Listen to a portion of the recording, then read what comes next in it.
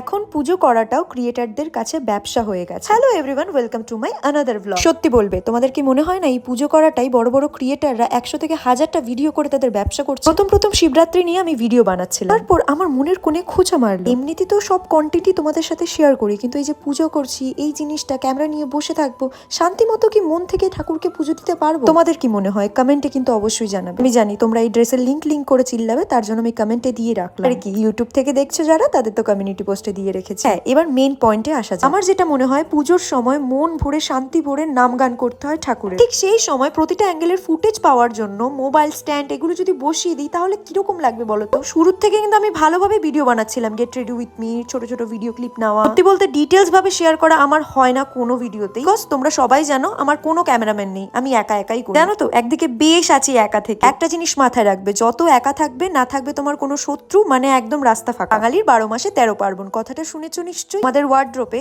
এত সুন্দর লাল পাড় শাড়ি এবং ব্লাউজটা রাখতে ইচ্ছে করছে তো? ওই comment and community post check করলেই পেয়ে যাবে। অবশ্যই জানাতে ভুলবে না আমাকে কিরকম লাগছে। সবাই তো বলছে আমাকে নাকি বউ লাগছে, শুধুমাত্র সিঁদুরের জন্য আমাকে সম্পূর্ণ বউ লাগছে না। কথাটা সেটা নয়। যখনই ফেসবুক বা ইউটিউবে আসি, তখনই দেখতে পারি রিয়েলিস্টিক জিনিস কিছুই নেই। দুটো কাপল একসাথে টাইম স্পেন্ড করছে, ভিডিও করছে, পুজো করছে, ভিডিও করছে। তখন আমার মনে হয় সবকিছু কেমন জানি ঠুমকো। দেখো, আমার পয়েন্ট অফ ভিউতে বলছি, তোমাদের ঠিক মনে নাও হতে পারে। ওই যে কাপলের কথা বললাম, দেখো সবার জীবনে পার্সোনাল লাইফ বলে কিছু একটা রয়েছে। সবটাই যদি আমরা ক্যামেরার সামনে তুলে ধরি, তাহলে অনুভূতি বলে কিছুই থাকবে না। হ্যাঁ, আমারও পার্সোনাল লাইফ বলে জিনিস রয়েছে, কিন্তু আমি সবটা কিন্তু তোমাদের সাথে শেয়ার করি না। লাইফস্টাইল ব্লগার হয়েছে দেখে এই নয় যে আমি প্রতিটা জিনিস ক্যামেরার মধ্যে তুলে ধরবো, বিকজ প্রতিটা জিনিস আয়ত্তে থাকা উচিত। শিবলিঙ্গটা আমি মিশো থেকে নিয়েছি, তোমরা কিন্তু কমিউনিটি পোস্টে আমি অলরেডি দিয়ে দিয়েছি, তোমরা চেক করতে পারো। না, এই পুজো করার টাইমে আমি কোনো ক্যামেরা বন্দি করিনি, শান্তিভাবে পুজো করে ক্যামেরার সামনে আসলাম। দেখো তো আমার শিব ঠাকুরকে কিরকম লাগছে। সে কিন্তু অবশ্যই বলবে হর হর মহাদেব।